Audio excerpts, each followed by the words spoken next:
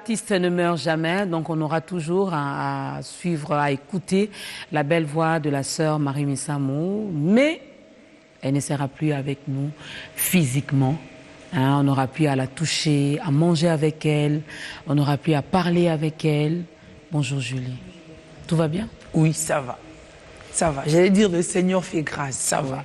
Oui, c'est une grâce. Il nous fait grâce. Nous, on est là ce matin. Tout à fait. Oui. Alors, les clips Nzamba Défi, tirés de l'album Mystère du voile, volume 3. Voilà, c'est l'héritage que nous laisse donc la sœur Marie Missamou qui nous a quittés, je rappelle, depuis le week-end dernier, le samedi 16 janvier 2016. Elle a fait une crise et voilà, le Seigneur a décidé de reprendre son serviteur, sa servante, et lui-même, il sait le pourquoi, parce qu'il est le maître des temps et des circonstances. Cette chanson, c'était pour faire plaisir à toutes ces personnes qui nous regardent, particulièrement à Mado Ngalula, qui est vraiment, elle a dit, non, j'aimais sœur Marie. Ata ba ebisinga o bakanga ki na buta zo pumbwa. Ngana olinge kaka. Ata ba ebisinga o bakanga ki suki wapi ngana kolinge kaka. Elle aime, elle aimait vraiment la sœur Marie. Et c'est l'amour qui est recommandé, un amour inconditionnel. Où on aime, où on n'aime pas. L'amour n'a pas de milieu. Oh non, je l'aime, tu aimes selon qu'il y a ceci ou pas cela, non. Ou tu aimes ou tu n'aimes pas. Mais le Seigneur nous recommande d'aimer. Hein, l'amour a une grande valeur et l'amour nous protège également de beaucoup de choses. Imagine toi aussi la cage Julie Malam, jour où elle a elo mabé et aux autres. Grâce à l'amour. Vraiment. Avec tout ce qu'elle a fait pour toi. L'amour combat également pour nous. Alors Julie, nous ne sommes pas seuls. Il y a également nos invités qui sont là. Ils sont invités, mais moi je dirais ils sont de la maison.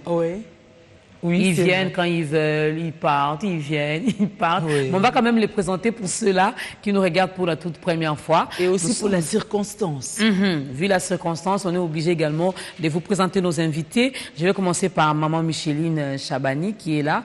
Elle, c'est notre maman, c'est notre tata Moissi, c'est la servante de Dieu. Elle est tout pour nous. Bonjour maman.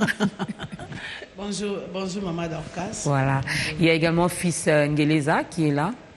Les grands réalisateurs. Tout va bien? Oui, ça va très bien. Et les grands coachs, Soni Kamana. Bonjour, maman Dorcas. Bonjour. Bonjour à toi, bonne année. Merci, bonne année. En fait, on n'a pas eu l'occasion de le faire. C'est vrai. Bonne année à vous. Alors, il y a également nos frères et sœurs qui sont là. On vous salue. Bon, avant...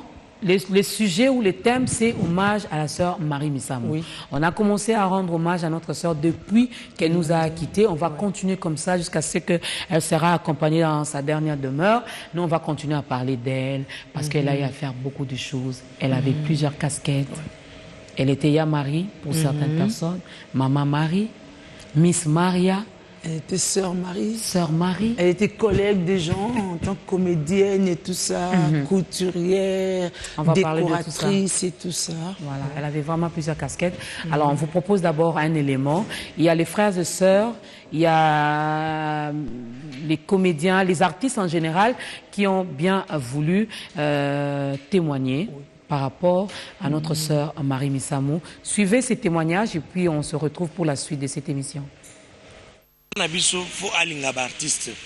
Donc la situation a tenté, il y a maman lobinini, papa bosali non.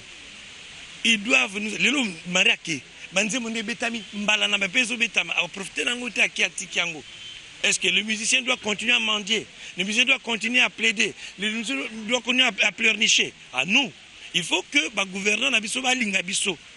On n'est pas aimé, on n'est pas suffisamment aimé. Sinon, ils nous protégeraient, même la piraterie, ils nous protégeraient, même la sujetti, mais toutes les chaînes de télévision, vous représentées. Alors, tu as boyer, mon démarqué, n'engana aucun, il y a pas de réunion boyer. Pour, tu n'es pas ministre, tu n'es pas gouverneur. Or, nous sommes capables nous-mêmes, avec nos cotisations. J'ai une sœur Alingara Ngape Mingi, Ngape Nalinga qui est Mingi, musique naïe, Nalingara Mingi. C'était vraiment muto oyo soki azo sala mosala ni andoko sala yango na motema mobimba. Et puis bah arrangement naïe, ndenge vraiment on est ko bongisi la musique naïe, c'était ezali ki bien mingi. Et puis dans la banzembo pa bandaki ko sala ezali ki ko touchenga mingi. Tanazaki penda ba blague andako tumbolanga mingi parce que l'une de ses chantres totanga na ina Donc nalingaka ye mingi mingi. Ben toko koloba trou salami parce que on n'a plus maman Marie Misamo. Musique ne wana ba inspiration na ye, onction na ye, lo lengenza ba on ko utiliser azali susute. Donc dans ce sens-là toko koloba que trou parce que on va plus bénéficier des grâces au ezalaki na likolo na bomo na ye. Souvenir malamu epa ya maman Marie Misamo na caractère na ye na apprécier ki humilité na ye na côté social. Marie azaki mutu moko bokutani na ye lelo okanisa boye bana bambula eleki wana eza souvenir moko natika na ngwe pa na ye et puis souvenir a monene oyo vraiment est marquant ngai na kati ya carrière na ye na veillé moko général Sonia salaka na stade de Martyr anima stade pendant près d'une heure sans électricité. Elle avait su maintenir le public au chaud à travers talon naie et lokwana eleke la kangai parce que une telle énergie ko bimana katia mutu ezalaki eloko moko marka kanga makasi et c'est comme ça que j'avais compris que c'était vraiment une artiste complète par rapport au nabatalent onzamba pesaye. Sœur Marie a apporté mingi aza moko na basi oyo bayaki pe ko pesa courage na bandeko mususu ya basi o bazalaki na talent o bazalaki pe na appel bazalaki ko batama bayaki pe kozwa courage ya kobima kolobake non bandeko bakeli liboso ça promet biso pe to ki koya na kati ya musala ngo parce que nzamba zelongo na biso aza vraiment mutu aki ko révolutionner même le côté artistique ya musique na côté féminin vraiment apport na ezaki munene sur tous les plans que ce soit spirituel thématique artistique vraiment elle a beaucoup apporté beaucoup alors. Sœur Marie Misamo azali artiste munene na mboka na biso apporter belé la musique chrétienne et ngamo nazoloba awa nazana nzembo na yemba Yesu aza bien et je me suis inspiré na nzembo na ya masolo ya kati donc nzembo wana nde salaki que na s'inspirer na sa nzembo Yesu aza bien donc c'est un peu ça. Sœur Marie atiki biso biso toujours en programme na yango apporter belé. C'est Marie apporter belé la musique. Donc le lo ba filming ba oyemba ki Marie Misamo. Ba filming ba pour ça ko yembela nzambe nzela Sœur Marie Misamo. Et mingi bande ko yoka Marie Misamo ba bango pour ça ba sela nzambe. Marie a apporté un plus. Nga personnellement na yemba ikala mais pour na ko bimela scène. Il y a musique le kola moko ya bayembi pe na za reconnu Marie a pesengeleng. Je crois que la génération Nabiso, c'est total la génération Baya Nabiso Bameli Bosso. Ba maman Bouloba, ba maman Medikitele, ba maman Touzoa, maman Feza et kolana maman Tété. La génération Abiso to bima Misato. Mtalibosa Bimaki Ezaki Marie. Lors à lundi, je crois quelques mois après la bimi. To zale Misato to sali pas. Chile lo to même maki révolution moko songolo. Marie a pesi biso elengi. Seigneur, toi qui connais mon âme, pour toi mon Dieu. Et qui peut dire que Marie a scellé le côté et puis si biso pour ça elengi ya olanda nzambe pe akosela nga personnellement Marie ponanga batu mingi babenga biso mapasi Marie li passe à maman Chaban que maman Chaban et elle-même elle s'est comportée comme ça envers moi comme étant sa grande sœur et to garder une relation malade et on a fait qu'à télé et to perdre valeur moko na musique chrétienne et naza ko signifier ça moko ba premier ba maman mbali boso ba mibali to kufela ba to kufela ya sal to kufela ba ebele ya bana mibali papa là mais moi aussi que Dieu soit loué. Dieu a donné, Dieu a repris. Là, c'était les témoignages de nos frères et sœurs. Oui. Ceux qui l'ont côtoyé, ceux qui ont apprécié sa musique, ceux qui ont puisé aussi en elle quelque chose. Mais c'est choquant. Donc, ça va être la première fois qu'on perd une musicienne de ces trempes dans la musique chrétienne. C'est-à-dire que les femmes vivent assez longtemps. Tu sais, je ne me rendais pas compte. Donc, c'est grâce à maman Micheline qu'aujourd'hui, on sait que la sœur Marie Misamo est la première musicienne chrétienne à nous quitter. On a eu à pleurer papa Charles Mombaya, papa Alain Moulouto, les frères Bimombale, l'apôtre des Baba, maman Micheline. Tango talibo esali osundeni. Ya makasi ya. Ya makasi mwana makasi. Tango naotala makambo nazomona ke banute de banute. Donc to se préparaka yango wana bibelobi to luka bokonza likolo. Et le reste c'est kopesa mena biso. Donc ezote abiso ke to kangama na Nzambe pour que to soit seconde vie où ils allaient réserver de l'autre côté vie éternelle. Fils Ngeleza a eu à travailler avec la sœur Marie Missamou. À chaque fois qu'on regardait un clip de la sœur Marie, au début à la fin, il y avait la signature de Fils Ngeleza. Donc il a une grande histoire comme ça, une aventure professionnelle avec elle. Si. Travailler avec Sœur Marie, c'est pas facile en fait. Donc si la Sœur Marie t'a choisi pour le travail, donc il faut dire merci. Pourquoi? Parce que si les gens me connaissent aujourd'hui, Fils Ngeleza, c'est par rapport au travail de la sœur Marie Missamou. Parce que ça m'a servi comme un enveloppe pour que je puisse arriver à la maison de tout le monde en fait. Voilà. Donc si aujourd'hui les gens me connaissent, c'est grâce au travail de sœur Marie Missamou. Mais est-ce que c'était facile? On sait qu'elle n'est plus avec nous, elle nous a quittés. C'était facile de travailler parce que c'était une femme de caractère aussi. Exact. Elle était tellement exigeante. Elle avait 1000 idées au même moment.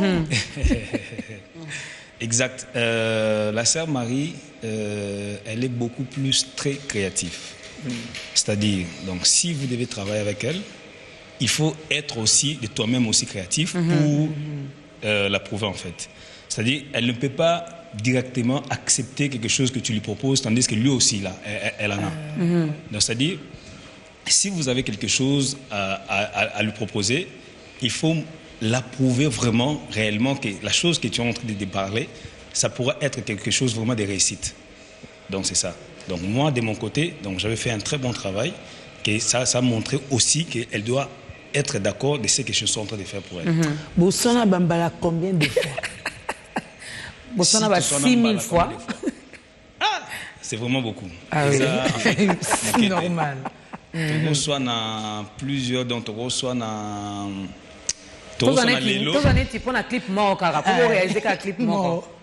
Déjà pour tout réaliser dans tu reçois déjà avant dans tout la réalisation. Soigni. Après à Bengio, boye bo bandi sous tourner. Ton besoin de tourner, bo soigner peu les sous. Bo kabani peu à reçoana. Après l'obli sous bo bengani les sous. Bo continuer jusqu'à ce que andimi. Peut-être l'aime sous ce que l'aime sunga na boy qui m'a rambou l'aime sunga to tourner. Après, na yo mona payé pas une raison. Ou soit ngam na lobaki yepa boyaki ton to sala na memion otina suka ayo mona ki fils pas une raison. Donc quelque part on dit que c'est complété en fait. OK. Mais avec quand même Kondima, so vous avez raison lobi fils, au fait tu avais raison. Si. Ce que ezali loko ezaki yangwana. Abo yango to vanda ni ezali loko la clip ya Selanga Bikamwa. Pour to tourner clip wana parce que musique ezanga na invité. Eza texte na ye ayebi mamunyo so yembi. Donc c'est-à-dire qu'on explique à fils regarde nazo zela en fait ni clipé za la boye za na émotion za la boye OK t'as le scénario donc tout ça là boye bona boye d'accord OK d'accord mais pour tout ça le scénario c'était difficile hier on a pensé des fils na lingi bona bité et ils allaient trop il faut place ba mona po yembi il faut ba mona place za boye to ko tsango filmer parce que auto c'est la musique à filmer. Donc quelque part parti na yopé ils en a côté musique ils en a place et belé na kata musique après tant de retourner to silisi na suka vande fiso o imamolobi ndimi osiko pourquoi parce que je monte aux anaï baba mi balé ba la clip ba discuter mon quand expliquer moninga baba clip biso so telemi na sima bon ba ebete to na sima na bango place ya ko ndima suka bisinga fils mambo ebisa nga na ndimi na bisi musa nanga ngeza santé en fait ngeza vidéo ils a kolakisa bato ba yoka santé bato ba mona image donc bato baza ba avec bato ba mona image et permettre que bazo comprendre mamuni ni muto na expliquer donc baba comprenait exact mais ne peut pas comprendre discussion baba voilà de yango sali ke musala les a réussi donc ayo bisanga na fils merci donc et sala ke donc a mona loko wana qu'on discute de choses qui 100% et qui était comme peut-être 50%. On discute sur trop. Pour ce qu'on on discute que la Bible c'est réel quoi. Rappelle-toi, voilà. Alors Sony Kamana, avant de te donner la parole, Julie, si tu es d'accord avec moi, on a parlé de plusieurs casquettes de la sœur Marie Missamou, artiste et musicienne. Elle a également à jouer dans le groupe Sinarc comme une comédienne où elle avait bien incarné également son rôle. Hier, j'ai vu aussi les brutes. Là encore, elle discutait. Elle suggérait. Elle a même eu à jouer dans des films. Voilà, dans des films. Hier, on a suivi ça également sur l'une de nos chaînes ici. On avait proposé les habits neufs du gouverneur, où la sœur Maria a joué également dans ces films. Mais on avait un projet avec elle. Quand j'ai dit on avait, donc nous, B1, on avait un projet avec la sœur Marie et sa fille Ruth. C'était une émission qu'on devait déjà commencer. On a eu à tourner le numéro 0, comme on a l'habitude de le dire. On va vous proposer de suivre un extrait et puis on va revenir sur Sony Kamana, lui qui est notre coach sur le plan look. Et là, c'est relooking. Relooking.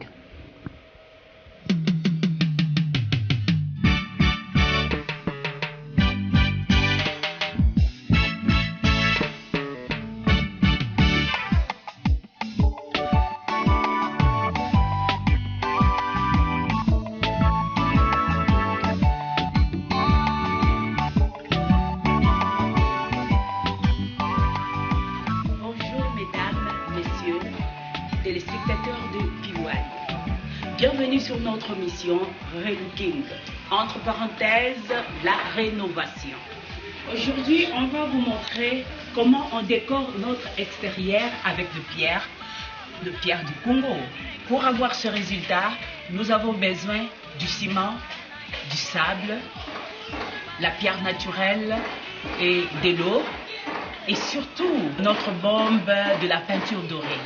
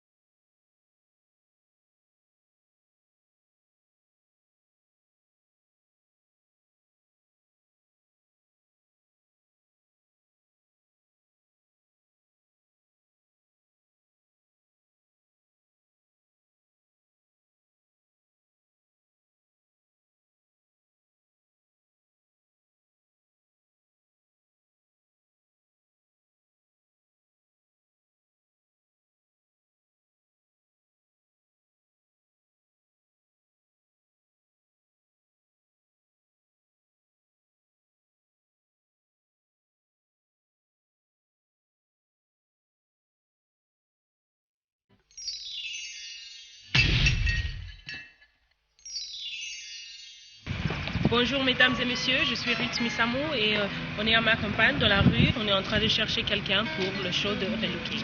Bonjour madame. Je pense utiliser pour la show de Relooking.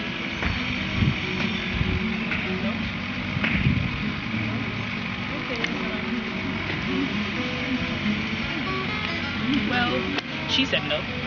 So, alors on est en train de chercher une autre personne. As you can see, c'est pas facile. Oh, je vois une autre personne qui vient. Bonjour madame. Bonjour. On peut utiliser pour lancer la show à Relooking.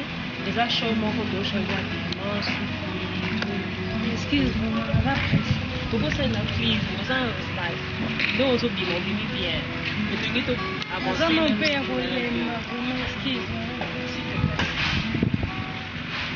Ça nous bien. Je pense aux vacances, même une heure, 2 heures. expliquer bien comment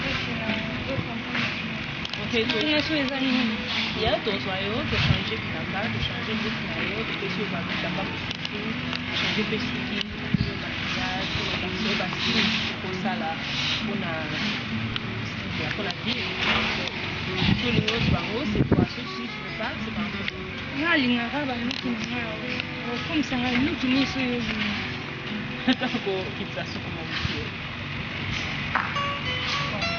Si on peut aller. Ouais. Merci.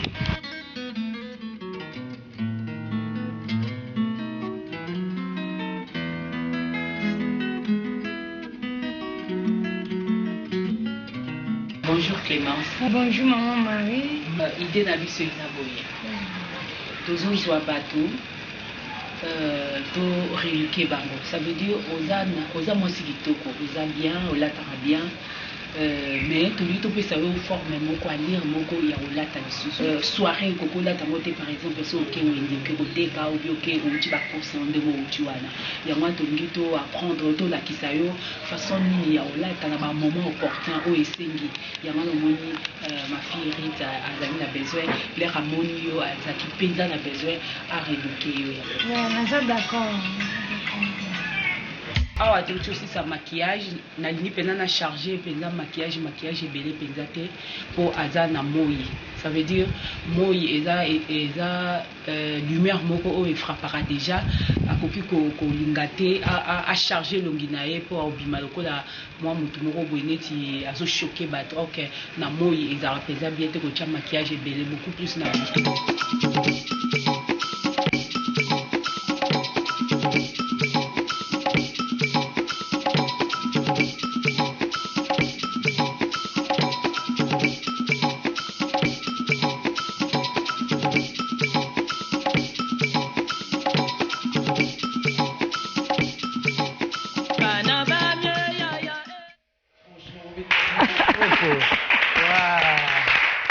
Relooking avant et après, deux personnes différentes.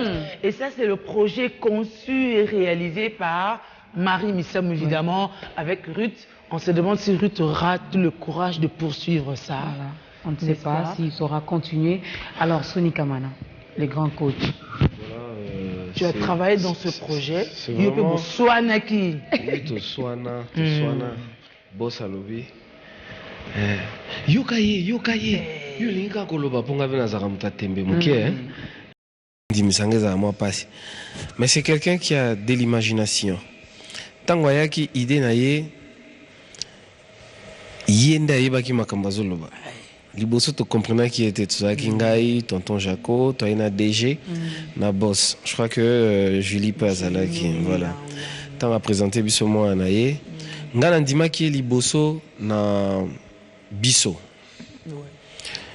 Moment na biso wana otosaki ya suka awa 2015 bokomona ba mama nyonso bazako teka ba o ba vanda ki na se na ba fruits na ba nini na accueil ba nguba ba nini biloko na biso ya yaki ko exposer ba fruits ba nguba ba biloko nyonso ba na accueil wana ba mama ba vanda ki ba lati mo ba look wana ezaki idée na ye yepe aida ki biso na décoration kuna na kati. Alors c'est ce jour-là que namoni kazana ba talent ebele. Lorsqu'il y a pour une émission, voilà, bateau moni ba vana sewana ye mutu ezaki idée na ye na kokota maputa ya rolatsa ba maputa nyonso na même ko place ba ya ba invité na kati kuna na balungu voilà voilà ezaki ye. Alors c'est ces jours-là que j'ai compris kazana ba talent ebele.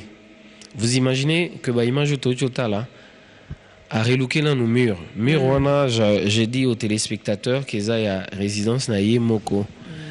Alors Yemoko ata déco ya ndaku na yo bomoni na kati. Yemoko mutasala. Donc azaki na ba casquette ebele. Donc oyakei eza lokola moi encyclopédie moko boye. Ce qui toza maele to fouiller kana ba page ya tikaki to kokozwa pe moi bilo rebelle. Alors, cette dame avait un style aussi. Sotali Mama Shabani. auto tikotala na interview na o avandi awa basalmo ti batumi balé mais sur otali Marie Misambu il y a 5 clips fils à contredire ngate c'est la même personne azan style na imoko imposa alata kaka na mwandingi na imoko boye alata bilamba mingi ya milai ya minene donc soko tongeli elamba wana fo tuna ba mama bichilix wa yebsa bino penza ke yena kotonga na ifo maputa kota penza et elle est restée un peu congolaise quoi na look na ye na ezaleli na ye. Hier j'avais suivi maman Micheline à lobby même puisque tu as la style vestimentaire na ye qui a influencé pe ba fille ebele na elateli ba jipo na maputa ya milai na moi veston parce que neti biso na mode tolobaka Louison Mbea ne va pas me contredire ba premier partenaire na biso ezali ba star moi ndenge mama Shabani atie kitambala wana mama moko ndi to solola na ndako azotala ndenge ka to solola awa or ba styliste ba créer ba mannequin ba présenter mais ba star p ba influencer. Voilà ce qui fait que elle a beaucoup influencé. Azan look na emo elle a toujours ses lunettes. C'est rare bon mon sans ses lunettes noires. No ye na mutu na ye aza star. Ba star bazarane wana. Elle veut un peu des petites choses voilà, Alinga qui classe, elle voulait vraiment la différence quoi. Voilà les souvenirs. Voilà que donc. Okoteka kutu azalaka na boutique ya bilamba. Oui.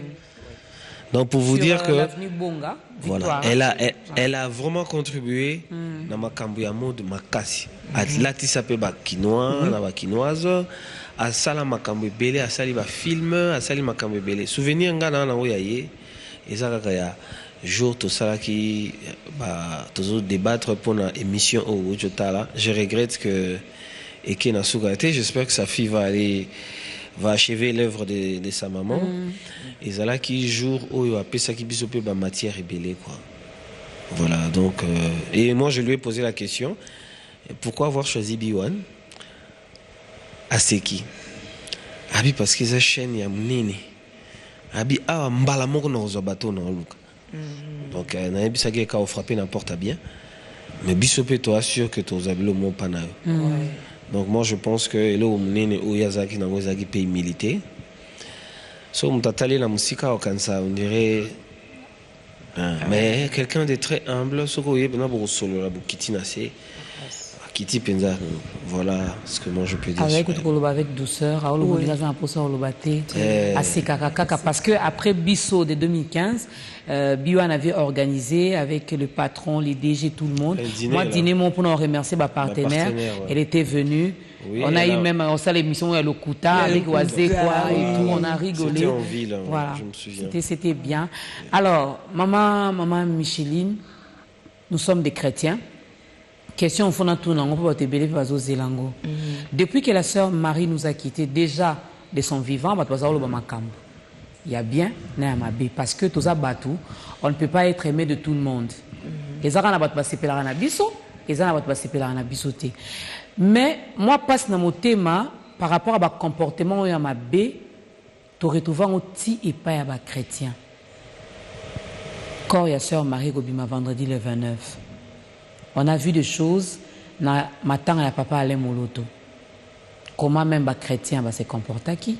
Comment la population se comporte qui? Ozo sabatu nini? Tout se comporter dans ndenge nini?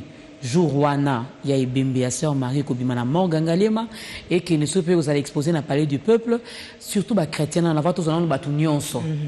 Parce que tout comme on dirait les Congolais toujours perdre moi culture na biso wana ko respecter ba oui. Merci, Maman Dorcas. Je crois que na moi expérience to comme que na makambango to crois que pesa na batu faute était ne bandel. Pour makamse za loko asomo loko andoto moni makamu mingi de salami. On dirait to bana kansate ke ko salam. Na monde de la biso de to crois que yeba te ke bofani ka bo papa aller akufi.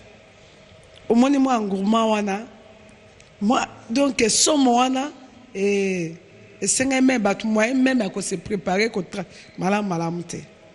Mais je crois que tout comme comprendre que ndenge Apocalypse 14:13 lobby et c'est on a ba weyo ba soku fana kat na loba pote ba opema na misala na ba et organisation ezo salama et la kisake eza oza kilobité de l'autre zotia penza na zomona ba de to sali comité ba o ba kozala protocole ba ebani ba o ba kozala ba occuper makama transport ba o ba zana relation publique des comités mobilisés en place et là on a 50 ba chrétiens ba landa mi be kona lo lenge comité ekotia toye ba ko gérer ba émotion na biso parce que ça ba tamo confort oyo na si ozomona nde bato nyonso baolela mokili mobimba mais toyeba kosuivre ka bainstruction ndenge comité ekotiela biso ekopesa biso ke tokoka kolela ndeko na biso malamu mpe tozosenga bachrétien je crois ke bakoyeba mokrista malamu soki oyebi kopesa moto valeur e moto yango nani moto esa alali nayebi kutu na formation ya mapinga ya basoda se bamoni ebembe ezoleka ata soda azali na ekota osala nini alongola mpona kopesa losako mpe soki omoni camion ememaka bibembe oyo tobengaka corbiard ntango ezoleka bapesa yango ata corbiard apama na mosika me baopesaka corbiard apama losako alors soki mapinga baosala bongo je crois que biso nde bakristo nde tokolakisa vraiment que toza bato modèle bato baza na sagesse et tozosenga bandeko nyonso bamitia na esika po te mbala oyo toloba non siko tozwi mayela sika tolongwe na dimension ya émotion mais tokomi siko na dimension oyo tokomi kokola comprendre que biso nyonso un jour tokoleka nzela wana alors ntango moninga aleki totosa mpe tohonore nzoto na ye po ezali pamboli mpona oyo atikali yango nde nakoki koloba mama. Voilà, ça c'est bien dit. J'espère que la population congolaise a écouté, et les chrétiens également. Donc tokokende kolela tokende lokola bato nyonso te. Kanisa tabola moko ya sœur Marie ata nzembo na ye moko ndenge pambola yo lobi bon. Nazokende parce que tokoki po opekisa bino boya pété. Po bolingaki ye. Donc boya eza fetité o batangela bapesaka invitation eza matanga. Mutu nyonso porte kozala polele, mutu akota allez la sœur Marie au monde pour n'embala souka alors faut que ça lango n'andenge bien Sony Kamana quand je t'appelle coach pour te lever la makolata on connaît beaucoup plus Sony Kamana la makama manekina la makama kolata avec fashion show mingi peut aussi ma déjà bilamba pour tolata jouango et comment passe à matang et comment passe à au lakisa oyo zalango ceux qui nazana makolo na ke des femmes tout cas na loué mutuka na bien coiffure à sika folon la ozalango bilamba sika bijoux kalezaka kolela mutu sans bijoux ce que comment il faut être comment on est à modernisation folon est à moi propre moi maquillage manette noir couteau le bâti côté comme apesa jour ngana lo baboy ba obaza na mbongo ba obaza na mituka era wango yo ke no kotala ba mama Shabani na ndako po amona mituka ngo na bilamba oyo lati kasi soka kufi akomona nango teo en fait tozana un problème moko oyo bino média devoir na bino ezali to conscientiser bato comportement na comportement eza na esika nango matanga eza esika ya recueillement eza esika ya mawa bon na ba tradition ya biso africaine koleleza modèle ebele tokokolela na mabina bao ya comédie balelaka na comédie wana toboyi te mais ndenge mama Shabani alobi moi respect ya organisation ya bato respect ya corps bandeko mibali soko yebi pa oyo corps ezali avant s'incliner olongoli chapeau nano quand même tant toloba ko rendre dernier hommage elingolo banini kopesa lokumu te olongoli chapeau quand même on s'incliner bandeko basi oyo bayaka balati kolata epekisa mite ngalo baka elongo eza na circonstance nini kolata nini bokamata bilamba couleur na bina ba jaune bokamata bilamba oyo tiki mokongo nyonso libanda otiki tolo bilamba transparent eza esika oyo esengeli te na makambo wana epa mundele tokamata nyonso te ya biso mpe ezali donc botosa mpe oyo ya biso nde lokumu munene wana ngai napekisi na moto alata balunete ya cher te so olata oyo ya $500 ya 3000 euros ça va mais salela lunete yango ndenge basalaka na matanga soko olata bilamba couvrir nzoto yaka kolela ngai ekuti naloba eloko yango na osekisa bino ngai so nakufi fo bolata mpo ngai ayoka bien bolati ngai nano bien bino mpe bolati me bolata motaka te bobomba nzoto mpo baboti bakozala baimage etikalaka bandeko babolingo soko botali na matanga aya mosusu ya bakolege ya bamama Shabani bakuluti na bino lokola balwambo boyebiki na matanga na bango bafilmaka soki dax azalaki na mwa rapidité akoka otyela biso extrait ata ya matanga wana chance na tuni ye mabe okomonake na matanga wana bilongi mosusu emonana nzoko bafilma bato mosusu bayaka matanga sikoyo imagine ke batyeli oyo image yango lelo olati biloko ya mikuse wana oya nini oyo osalima okomi mpe mama bana c'est notre maman eloko mosusu na kodéplore biso bandeko ya modernité topekisi bino te bozala la page vous allez na kati ya morgue okamata photo pe opublier photo ya mutu aza na kati ya morgue ça c'est vraiment bon excusez la terme mais c'est vraiment idiot vous comprenez siko tango tie wana okamati nini siko tango batie photo wana tozwi nini etei biso na nini esali nini après esali nini donc moi je pense que to éviter babilo mosusu ya tina te po ezango na tina pe te toye matanga tolela ye topesa ye oyo ya baloba so mutu akufi kaka komi mutu malamu nga ake nanga kutu kote wana te nga nakeka na misala ya mutu asali nini atika nini bino nyonso tokomi awa seigneur wana na ayemba muti biso nyonso toza kosepela na ye biso nyonso tomona ye misala asalaki mais elo nini tokokopesa ye soko okopesa mbongo te mpo asa kufi to rendre ye hommage mérité je pense que moi j'en appelle surtout na bandeko basi po bandeko mibali to maîtriser bango moke baseur babisoyo baseur Dorcas na baseur Efeza tango boya matanga bopesa pe lokumu na bamama boyebi ke biso soko toye na moni yo Julie ozangi kiti na hotelema na tikeli yo kiti poza mama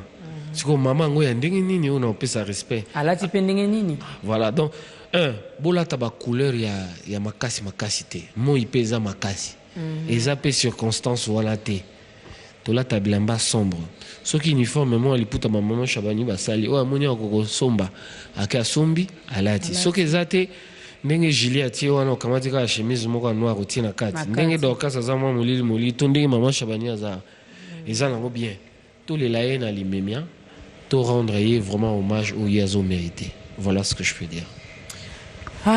Tobakisa sous commentaire nini Boyoka Julie a même proposé quelque chose boyatana ela telia style sœur Marie Misamo ba jip na wana ba jip ni wana milayu wana et ça la fait bien et ça la bien nous avons moi une semaine na yo il y a autre ça moi style voilà parce que je même ba jip was obenga on Marie Misamo oui c'est comme ça qu'on appelait même ces donc ba là na ba jip wana obeti suki azima fleur wana tie liboso pour tout le monde na una ba batanga ba sapeur ba rapenza bongo ba démonstration de ba binara yo pe soko na lenzela ba ota ba o c'est que matanga et puis ça peut nous amener le coup au lieu ya mabe to beta mabako pour tout monde les sous-souté comme on a souka et vous allez les 29 na les 30 les 30 cas auto que to déposer parce que faut sengi la paiement wana et sili ata bandeko miyibi pe mingi pe ba obule ba oyiba boko no opérer jour mususu jour wana bosala ba yiba te pardon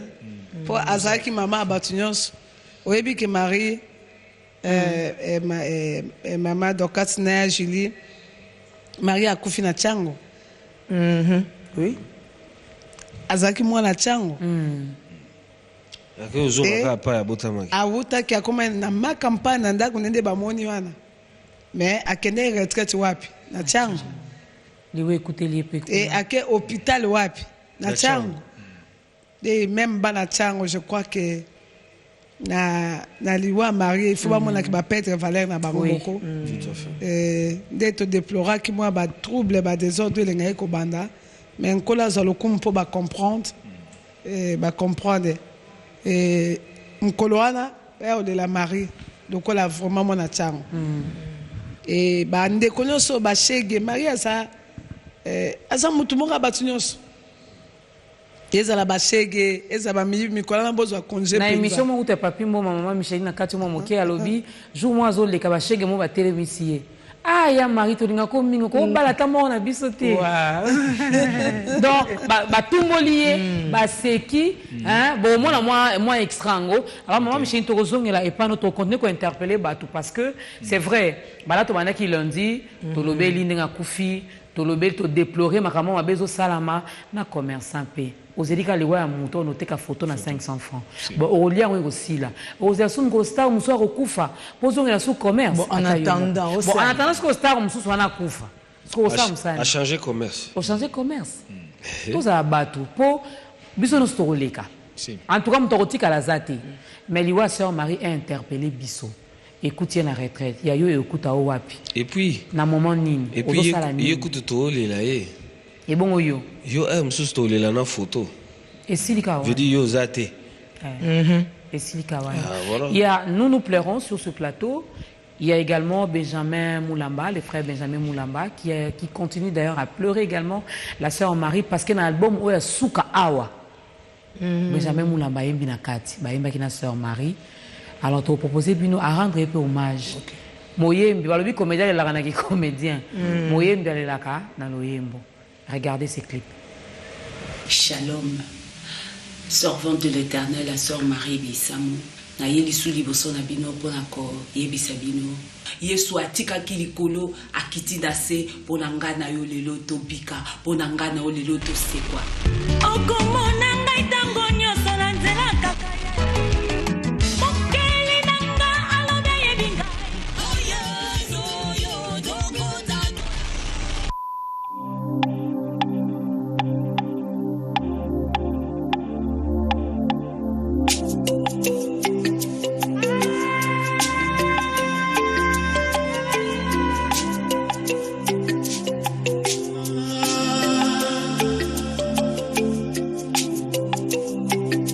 Adieu Maria, tobongisi gracia, mokonzi azalaki na yo, bomoi na yo mobimba, abenisaki pe misala na yo.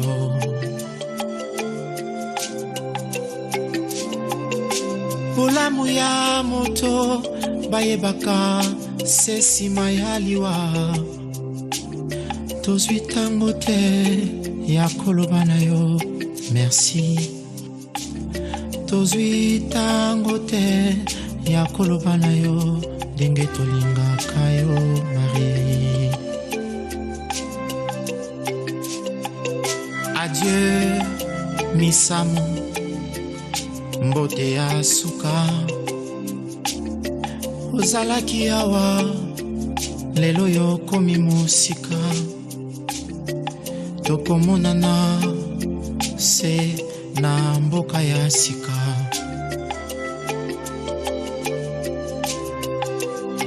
Moninga nanga ke, moninga ya bato mingi yake, moninga ya bato nyonso ake, mobembo bazongaka te.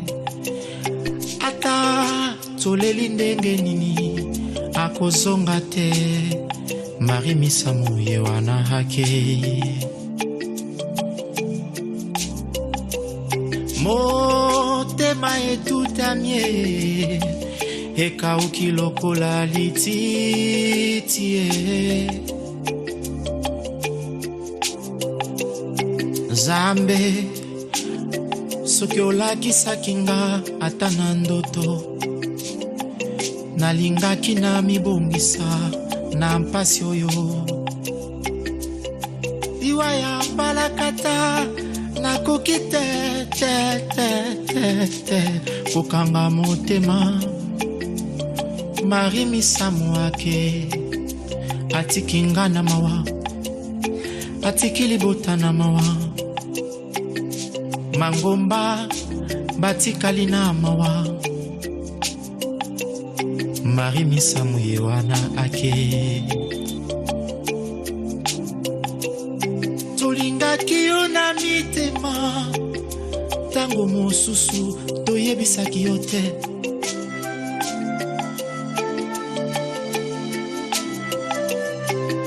mawa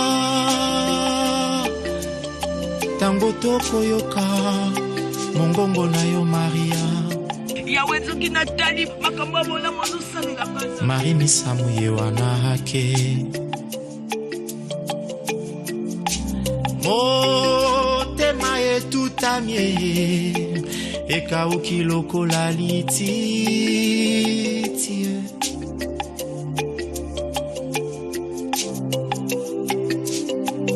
adieu Maria tobungisi Gracia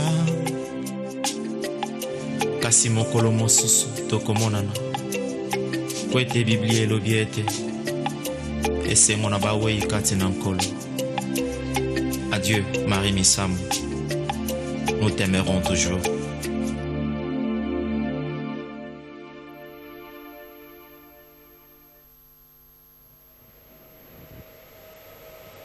Et oui, ce n'est pas un rêve, c'est une réalité.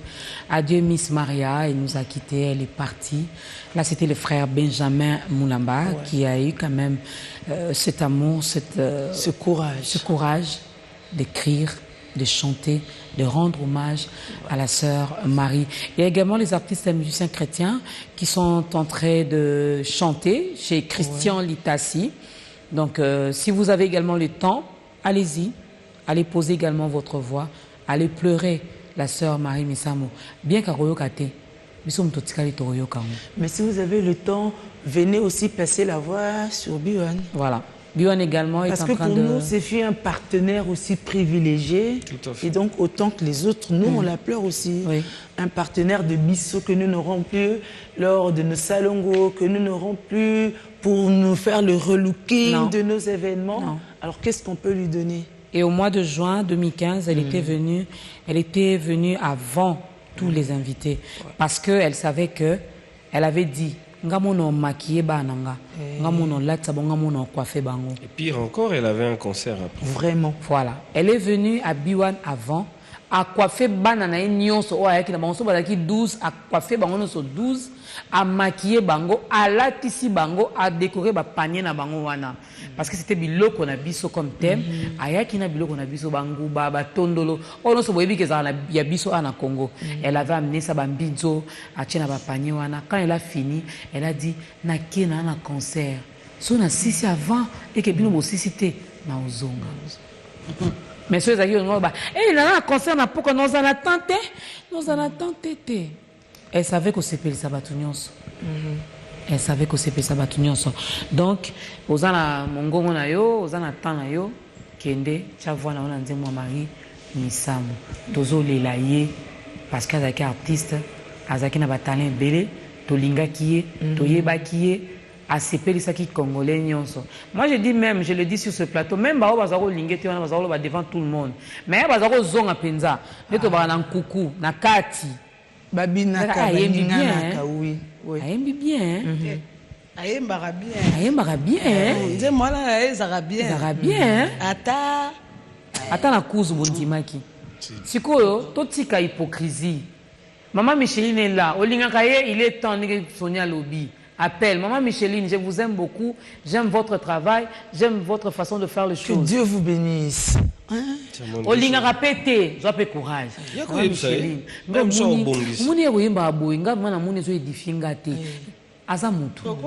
oui, c'est ça, justement. Et puis il faut tous s'encourager dans le cas de Zoloba. Je crois que les premiers, Zambatenga Moté Maka, Nabanobenga Bandekonanga.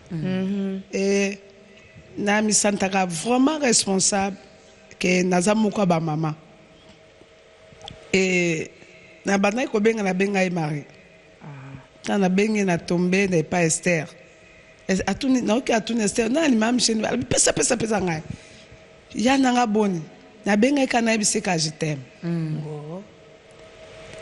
et na comprendre que moko toza posa bato. Toza posa muta kolobe likambo liloba moko a malam. C'est ça. Et puis tango loba liloba pona ko blesser moninga. Et a malam te. Mais malam lobe likambo moko ko pesa moto makasi ya okoba. Et Nancy Makambo, il faut peuple la vie changer. Tout changer, tu vas reconnaître la grâce na ba valeur on zamba pas appeler ça rabiso. Niti je t'aime on ebisaki. Je suppose que comment na maman est bien, peut-être qu'elle en avait besoin dans moment wana. Na ebisaka na bi na benga na ebiso je t'aime. Ça fait longtemps na mona hote to monanité. To sukisaki ko beta na fikini na concert à Vodacom. À Vodacom, nga beta liboso. Donc là na benga star na biso parce que quand ndenge Sonia Lobi elle vraiment elle est une star ngal bakay moko ngal bi ngaza trop mosal trop pasteur trop qui bon maman trop pasteur mais na benga que star na biso nem to sara lolendo na biso donc na ebi avant tant la siso beta na le bis ko ngane na comment présenter na zela été modératrice à présenter na le bi ngabi bo o azo ape simalanga ngala Jean Baptiste na na koki ata ofungula singa sapato na été na bi amele o moka mavondo po ngane to za société moko to za na société moko na mama bipendu na yeto a société mo société ba mavondis babenga ka eleki na ngali pasa nanga ya Marie je vous laisse ce beau cadeau na si tano kitakalbi yo lingo kotsanga biloko moko ngabi yonde yaya yondo leki webi ketango zo tombola moninga au moins que y a l'équipe et ça m'a zozalo lokum et je crois que épée sa biso les sons il y a vivre vraiment là. Il y a Eddie Rouana, excusez-moi, monsieur Eddie Rouana, depuis la Belgique qui nous suit en ce moment. Il présente également ses condoléances aux artistes et aussi à la famille biologique de la sœur Marie Mokili Mobimba et Zolelaya Marie. Oui, il y a même beaucoup de textos aussi qui nous parviennent. Excusez-nous si on ne pourra pas les faire défiler, mais sinon, à ceux qui demandent qui ont posté des photos, ou qui vendent des photos, est-ce qu'ils devraient acheter? Je pense que c'est des gestes que nous devons justement décourager. Au long de l'émission, vous aurez par la voix autorisée, c'est-à-dire les gens qui sont dans l'organisation, notamment les mamans Micheline Chabani, le programme. Alors ce sont ceux qui sont de l'organisation qui pourraient nous dire, voilà, si nous vendons un motif de panne, c'est celui-ci. Voilà. Voici le point de vente. Si on a des photos, si on a un t-shirt, voici ce qu'il y a, parce que nous savons que cet argent sera bien canalisé pour que ça puisse servir. Et si ce sont des individus qui saisissent pareille occasion pour faire leur commerce, je ne vois pas pourquoi vous devriez acheter. N'achetez pas. Elle est là, peut-être marcher le monde. Mais ce qu'on moni, maman Michel, on peut s'habiller sur moi, combo ils ont la carte, il y a comité d'organisation. Au Koutanina Moutouma, batanga qui combo dans la comité wana, azana liputa, monio liputa, ceux qui ni pleurent, il y a Marie, ceux qui ni lobby officiellement awa. Somba, aux autres contribuer, la famille ou étiquette aider bango. Mais ce moment est tinga, na victoire, mon gars na ipen, mon gars na delvo, mon gars na vandi. Na zote ka ba photo ya sœur Marie Misam. Kosomba te. Kosomba te. Kutu pona nga kutu wolola ta mutana zote kango. Yebi se oza mabe Bon ye jour okufa ba oteka nini? Po baninga pe basomba. Oteka nini? Alors, on va donner la parole à maman Micheline. Un fils va parler aussi parce qu'on les rappelle ici que Fils Ngeleza, c'est le réalisateur de tous les clips de la sœur Marie Misamo. Bien qu'à BTB, c'était les solo à rencontre na bango. Et on a vu Tozong et Panaï. Tozong et Panaï. Maman Micheline, vous êtes également dans un comité d'organisation. On a trouvé Oyo Yebi, Bazala Moussani na Osala Kuna, ceux qui programment ces bimi. Na kata comité d'organisation tout à l'heure sur Naoutiawa tozo kende ko solola comité zokutana de lobby samedi à partir à 8h artiste Nyos to kutana na église Bethel il y a première rue et na église Kambami na pasteur Moïse Mbie de tokozala kuna bato oyo balingi bazwa programme bakolanda kuna surtout chaîne na biso B1 ekozala biso pe longo bakozwa communiquer jusque là et si to bongisaki date nzote ko bima eza le 29 pour na kokunda le 30 donc le 29 ezala vendredi prochain pour na place to sengai déjà na gouvernement on aurait biso ba pesa biso palais du peuple des arabes skambalo to ko bongisa eza palais du peuple ba pesa biso na kata stade pour ba koka kokoka et to ko confirmer bato esika oyo to ko lelande ko na biso et pona o etali o ko somba t-shirt o ko somba pièce elamba o ko somba photo biso moko to ko leka na ba chaîne pona ko loba tala sikoyo eloko oyo to elamba o to tozoteka oyo po ekota lelo ritaye Rite ça komi, mwana Maria komaki déjà et ne connaît pas ça komaki. Je crois que bénéficiaire ou à cause à laquelle alobaki maman langa salaki musala lobi eza mwana ne wana. Rita mona que vraiment un jour aloba maman est partie mais maman m'a laissé une famille. Voilà. Et cause à la maman toko tal sabandeko. Tala photo o tozala ngo pour sabatu bazala. Tala elamba tozala ngo pour sabatu bazala bata organisation bazali.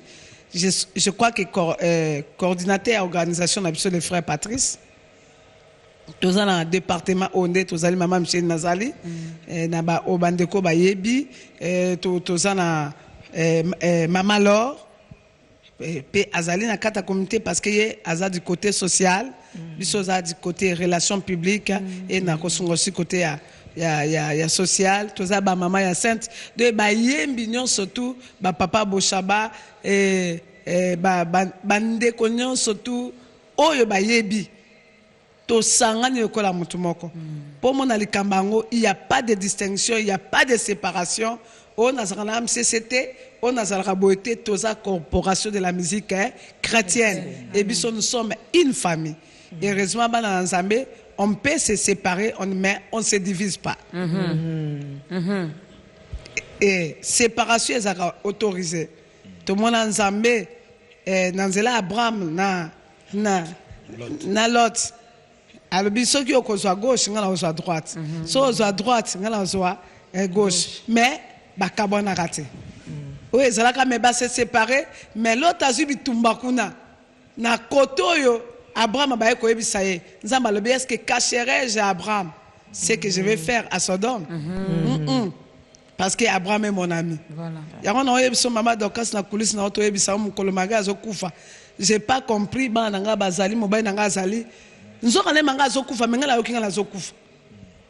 J'ai senti la mort na 21 tozali na baona mutuka na bani kolobaka au nom de Jésus na ebisi mwana nga o mususa akumba nga chauffeur na ebisi kumba malem est-ce que tu lui tout l'accident ou quoi? OK le Seigneur voulait seulement me dire que moko na bino nazozoaye nazonga na ndako mingi soto zongi na pa sabani to pesa na zongi na pesa mbai na ngabizi même quoi na pesa visiter madame bonsoir chérie na kota na lala nde kuna na ndoto nazo lala na lala na sukola te je ne savais pas pe na oyebele ko ni le kate tant na lali na olota ba oyebsanga full na batetondi ba ola sanga que il y a une personne qui est décédée azana aleki même député na Bokonzi. Et papa Shaban azola mukazo yebsanga maman ndoto la lote lekelinga ngai papa loti na lobi na loti tozali na paradis na yo na baboti na biso na batebele nkembo kuna mais paradis ekitisi cercueil moko na Congo siko na ndoto aotuna lobi cercueil yango eza mwasi na nga to yanga balobi non eza cercueil ezokita mais bino bapesi yo lipa tamba peso lipo ebisinga papa tokoba na kolia lipo. J'ai continué que biso atotikali tokoma ko tokoba kolia lipa qui est la parole de Dieu. Et parce que là le paradis c'est une réalité et Marie le Seigneur l'a agréé. Et il a voulu que ça soit en ce moment pour ramener plusieurs pour même nga cadeau tokopesa Marie que les péchés se répandent. Que ceux qui ne connaissent pas le Seigneur sachent qu'un jour il reviendra et qu'il vienne goûter cette gloire Parce que de l'autre côté, il y aura une seconde vie. Tala ba qualité, tala ba capacité, tala oazaki nango. Mais elle est partie. C'est pour dire que le royaume des cieux, c'est une réalité. C'est une réalité. Alors, il y a le point de presse, hein, son frère qui est venu de Londres avec Ruth Misamou. Hier, c'était jeudi. Ils sont arrivés le mercredi soir. Et hier, il a appelé la presse congolaise pour éclaircir certaines choses. Oui. Et il avait parlé. Vous n'avez pas eu le temps d'y aller, vous n'avez pas eu l'occasion de participer à ce point de presse. Heureusement que Biwan était là pour vous. Oui, Biwan était là pour vous. Regardez. Pas moi, Mouké. Présence, il y a famille. Évidemment, dans un deuil, n'exclut pas la famille. Donc, famille peut ezali. Famille ezali. Et yebi pendengenini ezoko sala bamakambu. Il y a deuil. Nabandi Papa a précisé qu'il y a une très bonne collaboration entre l'AMCC et la famille. Donc, AMCC, comme Moko, il y a des musiciens de Moutaouchi Kokufa, AMCC, Azali, Ko Luka, voies et moyens, à Kosala Nengenini, pour ensemble na famille, Bakunda Ndekomari, Nabaoner Nyos. Donc, l'AMCC n'a pas effacé la famille, ni la famille a effacé l'AMCC. Donc, donc, on est ensemble. Tous ensemble, donc quand Papa Lobi, Kalaming et le frère Patrice sera là, et c'est comme ça. Donc, une autre précision, Zali, il y a des C là qui voient que Balingi ba sunga peut-être Moana, Basunga Libota, évidemment, à travers Bakano Moussouté, Bakoya vers la famille. C'est comme ça qu'appelle ça un numéro.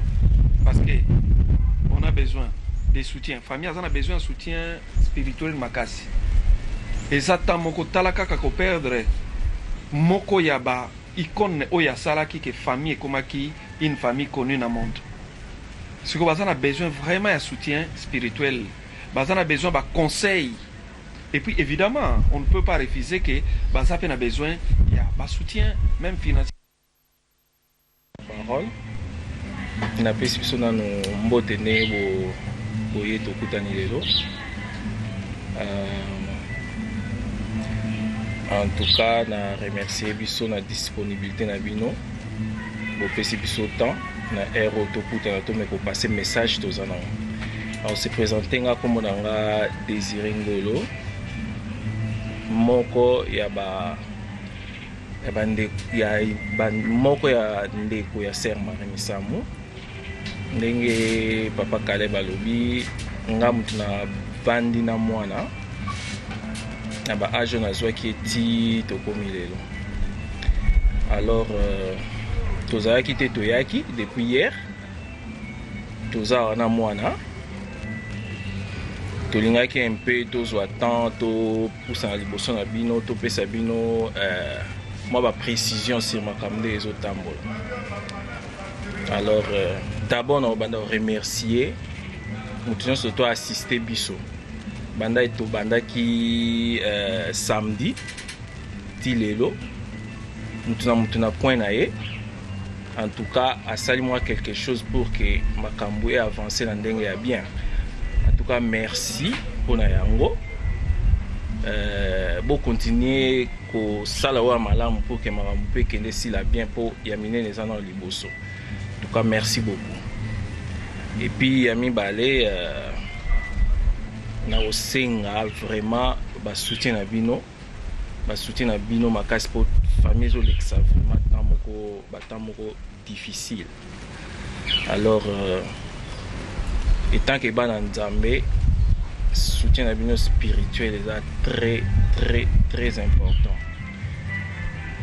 Pasteur moko boye, sœur moko boye, frère moko boye na coin surtout azali so 8 ans au tchapso na prière que nzambe vraiment soutenir biso et aux malamu koleka. Nzambe atia kimia kati na biso pour perte autozui. Je crois que parfois biso toko sentir en moqué mais ça na batumsu to ba mona sumu nene koleka. Alors vous priez pour la biso nzambe atia kimia to sisa makamuti na suka. Yami Balé on a besoin de soutien moral na bino. Donc motu moko quelque part aza na idée, motu moko quelque part aza na mwa conseil yaka nango tozopesa numéro wana suka pour que souci moko toza nango ezaka ke makambo eke etina suka bien tokunda ser na biso biso tolingaka mingi makambo nyonso tout esila bien. Et puis soutien financier eza toujours bienvenu. Donc pas moni qui fa soutenir famille na côté wana azana 2 portes ta obeta ou bien azana 2 chemins ta Olanda faut le kaka epa na ngai à partir sikoyo. Donc tozo cha numéro certainement ezaka numéro ser azali ko utiliser au ser mara azali utiliser tozo fongola yango. Donc benga numéro wana ozwanga directement komeko beta porte mosusu te ou bien ko répondre mutu mosusu te soki déjà ozalaki na mwa démarche moko boye na mutu moko boye quelque part omona biso te à partir siko s'il vous plaît okosala ko stopper nanu obengi na biso to yeba pe kaka makambo ngo tokota na kati tolobi te tozala partout tolanda partout porte nyonso te mutu moko pa ko aider biso na démarche moko malamu quelque part. Mais il y a des choses à l'informer, tous à en contact. Et ben na kengam na pesa ki nzela ala na nzela azola. Tous à dispo, tous à na mwana to aliawa. Bolimbisa, je crois na lingite mwana vraiment à côté na ambiance s'il vous plaît. Hein? Na lingite mwana à côté ambiance on a chez moi des côtés. Banda to yaki to na ambiance mo boy to sa ambiance mo to sa ke to seka to kina façon de so à côté na ambiance na temps ezana mulai do bo comprendre pe na sens wana mais moi nazali awa wa za besoin mo na e to e bané to se disposer ou bengi biso ka to ta ne to sa ce qui est vrai. De la sœur Marie Misamou, c'est lui, même le responsable de Ruth Misamou, qui est à l'objet Kazoa, Ruth, Banda Zaïmona Mouké, il y a beaucoup de Banda Ranen à Londres, Ruth est là. Moi, nous, le but, on est Mogotin et Zamoulaya Olela. Bon, on aura le temps, on va continuer également la semaine prochaine à rendre hommage à la sœur Marie Misamou, donc cher artiste, musicien, comédien. Ngana Kabola, Nangate au musicien Mokina, musicien Nzame, parce que avion, Tomatarabiso, nous sommes baraté comme un musicien chrétien, on va dans l'angambo avion. Ba misa mokili ba vanda koto boto sala nan thème kakande to bato boyembelaka nde mutu et sala ke bozala boy ma bo utiliser ba mêmes instruments, vous faites presque la même chose. Alors aux en a besoin rendre Marie Misam hommage oye biwan on est ensemble il se passe on est ensemble to tiki yango titre kunda Marie Misamu to biwan a continuer ko parce que zaki partenaire na biso 2015. Voilà, ce cas na bon moi juin au ezoya to ngani surtout continuer le sous na sœur Marie, mais Dieu a décidé. Alors, il nous reste 3 minutes fils na mokuse kaka. So ozana tant lundi ta mardi ozongi. OK. Beaucoup tana wa. Et ça ni ne sala ikebo ando sala. Bino mi bale musala wana. Nazo kanisa isusu na ndosa na ravana nazo na Raga TV, ça na 2003 en fait. Tellement na ndosa la musala nga bien makasi. Batu bandosa planango. Et aussi la alisala na popol mkelenge ndeba memase ya Marie pour tout ça ba clip. Donc tout sali clip à liboso. To mono kuna. Yemoko kao. Donc ACP nango makasi. Abike fils abina na popol mkelenge na alisala ke. Na lingi to continuer ko travailler sur na fils parce que vraiment mutema nanga ACP makasi. Mais ko sala surtout autres travailler na sœur Marie. Mamazo kanisa na mutema poto sala ngana sala yango déjà de bando sa net ki makanisi na ye ngana na pesa yango sans ki aloba yango sali ke mutema na ye ezala vraiment de mon côté par rapport ya na musala pourquoi parce que beaucoup plus que pesa oyi azoluka donc yango wana nde sala ke to ko travailler ensemble. Voilà, prochainement tant oya oya biso pa ba clip monde ba luka ba clip belé à sœur Marie tozo betara album asika parce que yango nda tiki mais tozo na besoin pour moi nostalgie. Voilà, merci beaucoup fils. Maman Micheline pour na lelo. Toza na plateau ti vendredi au kuna ti samedi mais pour na lelo to sukeli awa lobby boni. Tokoleka nenga ka koyebisa ba artiste nyonso ke lobby toza na réunion à 8h et ba o baza musika. na mokili mobimba nayebi ki bazosangana bamama Emedi Kitele bamama Marie Chantal o baza baya Pepe Kibala esika nyonso baartiste bozali tozozela contribution na bino de baartiste nyonso bayebi contribution na biso ezali $100 par personne. $100 par personne. Il y a aussi to bandi de lobby na 8h tokutana mema contribution na yo. Et yopé olingo porter une contribution organisation est tellement makas et zo senga aussi ba moyen pe nazo senga gouvernement na biso. Non senga l'église corps du Christ. Tant dans mon église union surtout au Ezali, il y a Yesu Masia. Ezala catholique, ezala protestant, ezala l'église de Reveil, ezala Kimbangis, ba église union so, je crois que ceux qui ont yembak anze ma mari témoin na yembak. Ceux moi na antenne de quoi yembak. Ceux posa mon konzato sambe la raté ate ozanani, mais quelque part okina na matanga ozoni ngisape mutu. Ozo yembape, ozo yoka penze ma mari. Je crois que c'est une façon de contribuer ba konzi bo s'impliquer dans les camboyo bo s'impliquer dans les camboyo et koza malamu pe to tombola nzambe pe to pambola nzambe pona biso tikate na moment oyo pays na biso ezo passer na batam moko boye ke likambo on a ke kufa moyenge beni emi makape kimia emi makape restauration na mona bake ko kunde bembe sika bakunda ki moyenge beni pe mutaseku tikate na liwa ya Marie Misambo mboka na biso c'est quoi unité à église et c'est quoi et puis unité na Congo et c'est quoi toujours c'est la bino na ba contribution na bino nyonso et to yebisi na Congo nyonso place bazali ba condoléances à tout le monde et que Dieu bénisse notre pays donc tant que a été vraiment programme bien makamose dans la besoin pe ya comité wana so ba ko pesa biso moi privilège wana to yamba bino bolo ba pa makamose avant vendredi ndé makamoko et que se dérouler mais biwan a kozala wana pour accompagner chaque étape. Soni Kamana pour aujourd'hui. Merci beaucoup pour aujourd'hui ngana sengi karana ba fan nyonso ya Marie. Il y a Kisasa, il y a Braza, il y a province. Bah approcher comité pour apporter ma contribution à Bango parce que nous sommes Brazzaville est la 25e commune à Kinshasa. Donc tout ça ndakumoko. Je pense qu'à Zapena Batumingi à Braza, il y a Point Noir ou il Balingakae. Alors bah hésiter bah numéro est comité bah approcher Bango. Tous les laïcs, tout peut sailler honneur au yé à ça qu'on mérité, sinon paix à son âme quoi. S'il vous plaît maman donc c'est un ko bakisa bandeko bazo utamusika ya Brazzaville comité a déjà préparé pour na bango donc ceux qui au monde ko uta to ça la réservation na bino ba réservation ba hôtel bandeko à Lubumbashi ba bengi une délégation zoya ya Bukavu ya wapi ba matali ba délégation zoya ya ba yembi ba artiste ba tinso oya donc beaucoup ta contact à temps na comité poto yebake standing ni no lingi esika no lingi ba réserver yo pour que to kwa ko ya malam. Voilà, merci beaucoup, merci fils, merci maman Micheline, merci Soni. Julie, moi je fixe rendez-vous déjà le lundi avec les téléspectateurs. Alors je te laisse dire au revoir aux téléspectateurs pour aujourd'hui. On dit aux âmes bien-nées, la valeur n'attend jamais les nombres d'années.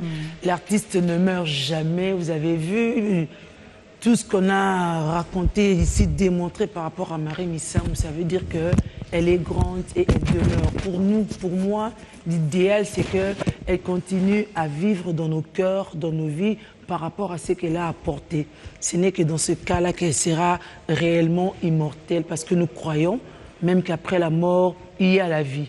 Alors, qu'on l'honore comme il le faut, hommage encore à cet artiste, gloire au Seigneur. Merci à vous, fidèles téléspectateurs, pour votre fidélité. On se retrouve sur BUN Télévision. À très bientôt.